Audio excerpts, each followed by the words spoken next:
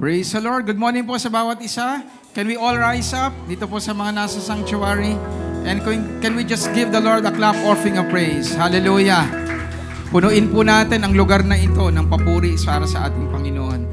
So thank you so much for coming over. For those who came here sa ating pong sanctuary, we welcome you to Reigning Life where you may find home, find rest, find life. And it's all because, again, of the Lord Jesus Christ. So kami po ay nagpapasalamat that you came over. And for those who are also joining us via Rock, we thank God for allowing us the opportunity to be able to reach your homes or wherever you are right now at nawa ay mapagpala din po kayo ng gawain ng Panginoon. And today, whatever you're facing, whatever challenge you're going through, meron tayong Diyos na higit na makapangyarihan sa anumang pong mga bagay na atin pong pinagdadaanan. And the proof of that is what He has already done for us. Sabi sa Romans chapter 5 verse 17, much more they that receive God's abundance of grace and the gift of righteousness, they will reign in life through the one. No, tayo bilang iglesia naniniwala na tayo tumanggap ng saganang grasya ng Panginoon at niyang kaloob na katwiran, hindi dahil sa ating efforts. It's not because of our perseverance. It's not because of our ability. It's simply because of the graciousness of God in us. At kung yun po ang dahilan kung bakit po tayo ngayon ay makakaharap sa Panginoon, makapagpupuri, makakasamba, there is no reason for you not to reign in life. Whatever you're going through, hallelujah, whatever you're facing, God's work in Christ Jesus is proof that we are indeed victorious. And we know God as our righteous judge. Kita niya ang ating puso. Kita niya ang lahat ng bagay patungkol sa atin. And let us be assured that because God sees all our conditions, ating puso, ating mga pinagdadaanan, He will render what is just towards us. Kaya umasa tayo ng Panginoon ay magpapala sa mga pusong sa Kanya po ay handang magtiwala. The only thing that God desires to see in us is a heart that truly is surrendered to Him. Hallelujah. God desires to bless His people. Ano po ang proof? If you have Jesus Christ, what more can we ask from God? If He gave Jesus for us, meron po ba tayong dapat pagdudahang hindi niya ibibigay? Let's trust God and let us focus on Him today as we come together as His people. Let us pray. Father, we give you glory and we give you praise. We acknowledge your divine presence today. For where two or three are gathered together, you are there. And our desire is not just to know that you're here. Our hunger is to experience you. That everyone will be transformed and everyone will be changed because we are in your presence. And more than the things that we have to do, anumang bagay na kailangan namin gawin, more than those things, maunawaan namin, Panginoon, that we are your children and you're calling us as our Heavenly Father to rest in your presence. So, Holy Spirit, teach your people today to truly love you the way Jesus Christ loves the Father. You are here, Holy Spirit, and through your presence, we will encounter God. Salamat, Panginoon, at kung may mga bagay kaming inaasahan sa araw na ito, maliban sa iyo, at may mga bagay na bumabagabag sa aming puso at aming mga damdamin, dalangin ko, wasakin ninyo, durugin ninyo at sirain ninyo ang anuwang bagay na hindi galing sa iyo. At kita namin ang mga sarili na ikaw lamang ang lubos namin pinagtitiwalaan. At kung anumang kaabalahan, pag-aalala, takot, pangamba, na magiging hadlang para hindi kayo makagalaw sa amin, pinapahintulutan namin kayo. We're asking you, Lord, and giving you permission. Wasakin ninyo, durugin ninyo at sirain ninyo ang anumang bagay na hindi galing sa iyo. may pagmamalaki at pagmamataas, wasakin ninyo ito. At pagtitiwala sa kayamanan, posisyon, maging dati naming mga karanasan, at maging mga natutunan namin, kung yan ay magiging balakid para kayo'y makagalaw sa amin, sinusuko namin ito sa iyo. At ang pusong hindi sa iyo o nagtitiwala, wasakin ninyo, durugin ninyo, at sirain ninyo, na makita namin ang aming mga sarili na ikaw lamang ang sinasamba at pinupuri. Salamat, Panginoon. Let the Holy Spirit flow mightily in this place. And we acknowledge your divine grace multiplied. In Jesus Christ's mighty name, this is our prayer to you, Father, through the power of the Holy Spirit, and everyone shouts, Amen and Amen. Hallelujah. Amen. Hindi po, malakas na palakpak para sa Diyos na nagtubo sa atin sa mga kasalanan natin. Hallelujah! Amen. Hallelujah. Tayong lahat ay magpupuri sa Panginoon. Malaya tayong umawit at sumayaw sa Panginoon. Hallelujah. Ay nagkatipon sa ngalan mo, Panginoon.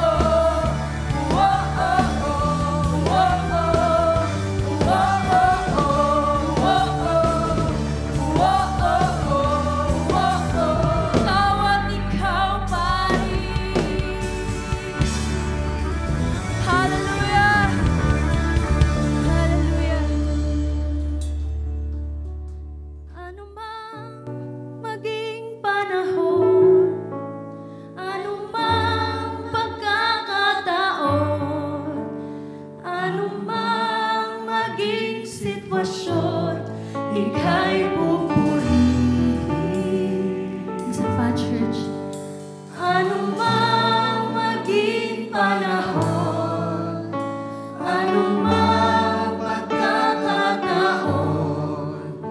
anumang maging sitwasyon, ika'y pupurihin, ika'y pupurihin, ika'y pupurihin, ika'y pupurihin.